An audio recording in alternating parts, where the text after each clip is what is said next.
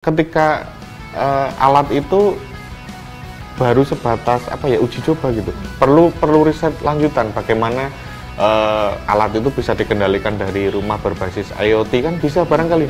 Jadi petani dari sawah memakai smartphone merubah gelombang, nah itu yang belum, baru sebatas manual, frekuensinya itu ditentukan di sawah. Nah.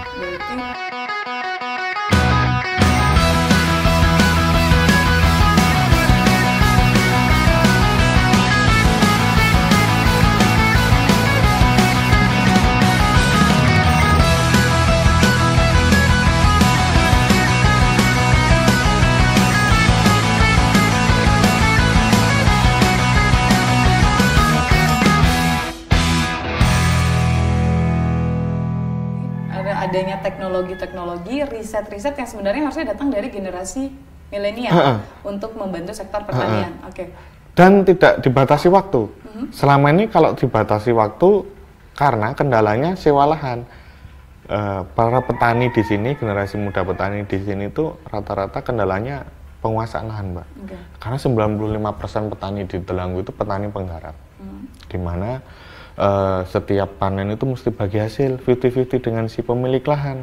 Jadi ketika mau melakukan riset, sebagus apapun riset, kalau hasil panennya masih dibagi, pembagiannya itu belum terlalu adil gitu, juga untuk melakukan riset juga itu berhitung gitu kan, hitung-hitung gitu. Ada problem banyak lagi. Kecuali kalau lahan sendiri ya. Atas dasar itu kami dari Sanggar Rojo Lele coba menyampaikan wacana untuk kembali pemerintah mengkaji wacana redistribusi lahan bagi petani, khususnya anak muda yang ada di desa. Karena itu bagi kami salah satu sumber masalahnya soal penguasaan lahan itu. Kami tidak sepakat juga sih ketika negara nanti memberi atau memfasilitasi lahan tetapi hak guna, kami hak milik. Karena rawan disalahgunakan ketika anak muda di desa diberi kemudahan memiliki lahan, kemudian kalau hanya sekedar seremoni atau terbatas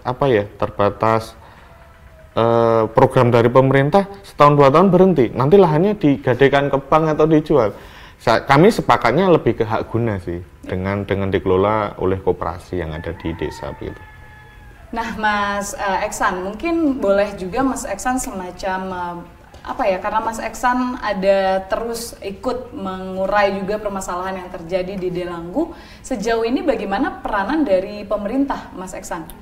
Karena tentunya banyak support dari masyarakat, iya, dari luar, iya. Lalu dari pemerintah seperti apa, Mas? Dari pemerintah sendiri sebenarnya itu membantu, tapi menunggu masukan dari kami gitu, Mbak. Sebenarnya membantu sih, seperti sejak tahun 2013 kan para pegiat petani di sini tuh mengusulkan bagaimana benih rojo lele yang tidak ramah bagi petani penggarap karena usianya itu 150 hari setelah tanam baru bisa dipanen atau kurang lebih 6 bulan dari pertama semai, kemudian tinggi tanaman yang setinggi orang dewasa 160 cm yang tidak tahan rebah.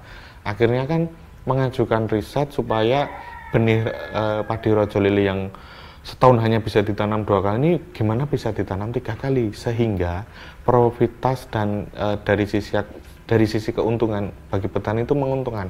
Akhirnya disambut baik oleh pemerintah Kabupaten Klaten melalui Bapeda menggandeng Batan untuk benih yang usia 6 bulan itu dilakukan iradiasi sinar gamma melalui nuklir gitu, Mbak. Nuklir itu akhirnya setelah melalui 6 tahun uji coba, uji multilokasi tanam, uji cita rasa, uji ketahanan hama dan organisme pengganggu tanaman, akhirnya launching juga kan varietas terbaru yang kami tanam ini. Nah, ini yang varietas lama. Ini yang 6 bulan baru bisa dipanen, kalau ini yang 3 bulan sudah bisa dipanen. Begitu. Berarti ada penemuan-penemuan baru, pengembangan-pengembangan dari segi teknologi. Iya, di sisi itu, di posisi itu pemerintah membantu, memfasilitasi. Gitu. Seperti itu. Oke. Mas Eksan, pertanyaan milenial zaman sekarang, milenial sama Gen Z kayak saya ya. Gimana sih Mas Eksan rasanya menjadi petani di tengah kondisi seperti sekarang. Di tahun 76 tentu beda ya, waktu zaman Orde Baru. Betul, betul.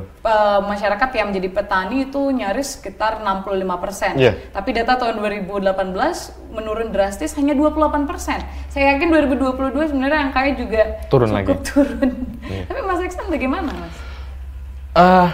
Problemnya itu masyarakat kita masih berstigma kalau petani itu stratanya itu rendah gitu loh, Mbak. Itu jadi sedangkan petani itu dibutuhkan gitu, maka perlu terobosan-terobosan bagaimana merubah stigma kalau bertani itu kelas rendah, bertani itu kotor. Nah itu pemerintah perlu bukan hanya sekedar kampanye ayo bertani kemudian milenial bertani, enggak, perlu regulasi yang benar-benar membackup. Salah satunya tadi memberi kemudahan penguasaan lahan bagi petani-petani yang generasi muda yang ada di desa yang berminat jadi petani beneran begitu. Tapi kalau dari Mas Eksan sendiri menjadi petani sejauh ini bagaimana? Lalu banyak tantangannya sih, Pak. Banyak tantangan. Apa tuh, Mas, tantangannya? Selain masalah lahan, lalu juga teknologi, apa sebenarnya kendala yang paling Mas Eksan rasakan? Akses modal sih. Oke. Iya, butuh modal banyak. Kami bisa berjalan sampai hari ini mampu menghilirisasi panen kita setiap bulan itu 15 ton panenan dari petani itu bukan kita pinjam bank atau dapat bantuan modal, tidak, Mbak. Kita lebih memakai strategi menggandeng mitra seperti rice mill di penggilingan padi. Kita belum punya, tapi karena kalau itu masalahnya, masa ya harus berhenti di situ. Iya, perlu strategi khusus kita menggandeng mitra kalau belum punya. Kemudian untuk hilirisasi kita menggandeng mitra perguruan tinggi. Barangkali di sana ada mitra yang mau menyerap. Ternyata benar.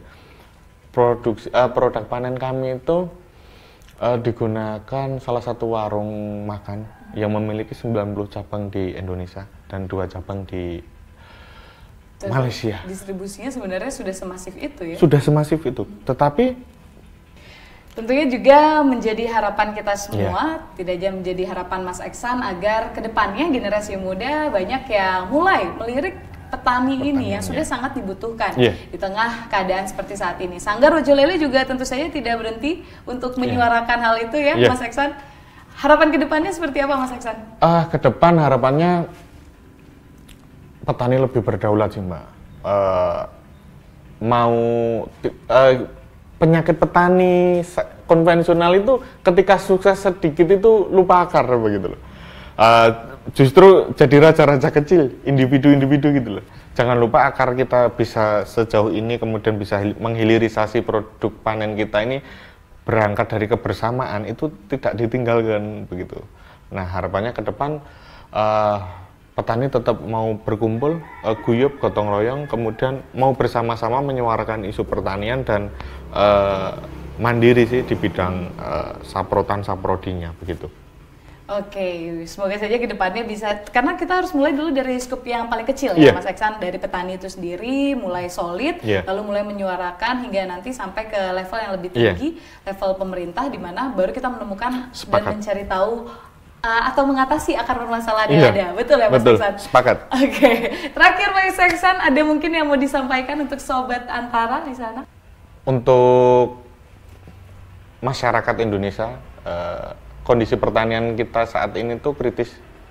Terlebih untuk komoditi utama pertanian, pangan, beras, itu perlu perhatian serius. Karena di daerah-daerah yang menjadi lumbung pangan, khususnya penghasil padi, beras, begitu mengalami mandeknya regenerasi pertanian. Tidak ada salahnya untuk terjun, anak-anak muda ini terjun menjadi petani, kemudian mengembangkan inovasi-inovasi pertanian di desanya masing-masing. Apa yang menjadi keunggulan lokal di daerah-daerah terpencil atau di daerah pelosok di desa-desa, itu mungkin mempunyai segudang potensi yang bisa naikkan. Gali ya. Digali. Karena kalau tidak kita generasi Siapa lagi? milenial siapa lagi? Terima kasih Mas Eksan. Sama-sama, Obrolan Mbak Ovi. yang luar biasa sekali terkait bagaimana Desa Delanggu ini yang awalnya mulai dilupakan, bisa dibilang begitu Mas Eksan ya, kembali bangkit oleh petani-petani milenial seperti Mas Eksan. Kedepannya kita harapkan banyak petani-petani seperti Mas Eksan yang mulai mengembangkan daerahnya sendiri, melihat bagaimana potensi yang dimiliki daerahnya untuk sama-sama bangkit. Semoga obrolan ini bermanfaat. Tentu saja Sobat Antara, jangan lupa untuk mencari tahu informasi menarik lainnya di podcast Antara melalui Spotify, lalu juga di YouTube Antara TV, sampai mencari tahu informasi terupdate di antaranews.com. Terima kasih sudah mendengarkan. Sampai jumpa di episode selanjutnya. Bye!